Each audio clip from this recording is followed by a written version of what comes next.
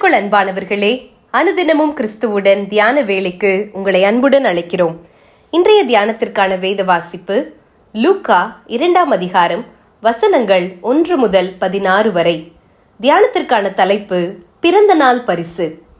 என் மகனே, என் வார்த்தைகளை கவனி, என் வசனங்களுக்கு உன் செவியை சாய். நீதிமொழிகள் 4:20. நமக்காகவே உலகில் மனிதனாய் வந்து பிறந்த இயேசு கிறிஸ்துவின் இனிய நாமத்தில் அனுதினமும் கிறிஸ்துவுடன் வாசகர்கள் அனைவருக்கும் சத்திய வசனம் ஊழியத்தின் சார்பாகவும் ஊழியர்களின் சார்பாகவும் எமது கிறிஸ்துமஸ் நல்வாழ்த்துக்களை தெரிவித்துக் கொள்கிறோம்.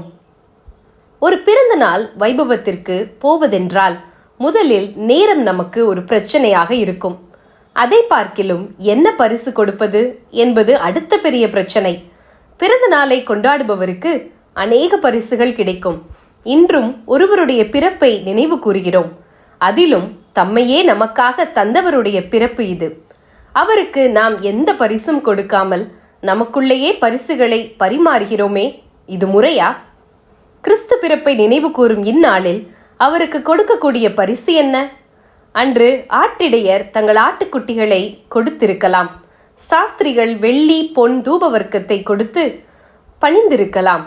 இன்று நமக்கிருக்கும் எல்லாமே அவருடையது என்று இருக்க நாம் எதை கொடுக்கலாம்? கொடுக்கக்கூடிய சிறந்த பரிசு நமது இருதயம்தான். அங்கே அவருக்கு முதலிடம். அவர் நம்மை ஆளுகை செய்யும் ராஜாவாக நமது இருதயத்தில் வீற்றிருக்க அவருக்கு இடம் கொடுக்கிறோமா? இப்படி இருக்க ஆண்டவருக்கு கொடுக்க வேண்டிய முக்கிய பரிசை மறந்து அன்பானவர்களுக்கும் நமது குடும்பத்தினருக்கும் பரிசுகளை கொடுத்து மகிழ்ந்திருக்கிறோம். இது சரியா? இந்த மகிழ்ச்சி ஆரவாரத்தில் நாம் இந்நாளுக்குரியவரையே மறந்து அவருடைய பிறப்பையே நினைவு கோருகிறோம் என்பதையும் மறந்து ஒரு அர்த்தமற்ற கொண்டாட்டத்தை களி கூறுகிறோமா என்று எண்ண தோன்றுகிறது. பிரியமான தேவ பிள்ளையே, கிறிஸ்துவின் பிறப்பை நினைவு கூறும் இந்த நாளிலே அவருக்குரிய பரிசை அவருக்கே நாம் கொடுத்திருக்கிறோமா என்பதை முதலாவது ஆராய்ந்து பார்ப்போம்.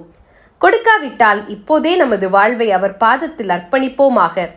ஏற்கனவே கொடுத்திருந்தால் இன்று பலர் அந்த அன்பு பரிசை அவருக்கு கொடுக்கும்படிக்கு அநேக மக்களை அவரண்டைக்கு இன்றே அழைத்து வருவோமாக. அதைவிட ஆண்டவருக்கு மகிழ்ச்சி தரும் பரிசு வேறொன்றும் இல்லை. இன்று நம்முடைய கொண்டாட்டம் வெறும் சடங்காச்சாரமா அல்லது நிர்பந்தமா அல்லது போட்டியா? கிறிஸ்து பிறப்பை நினைவு கூறும் இந்த நாளில் அவருக்குரிய பரிசை முதலாவது அவரிடமே கொடுத்து விடுவோம். இதில் இயேசு பிரியப்படுவார். ஜெபம் செய்வோமா? அன்பின் தெய்வமே, எங்கள் இருதயத்தில் வீற்றிருந்து நீர் ஆளுகை செய்யும்.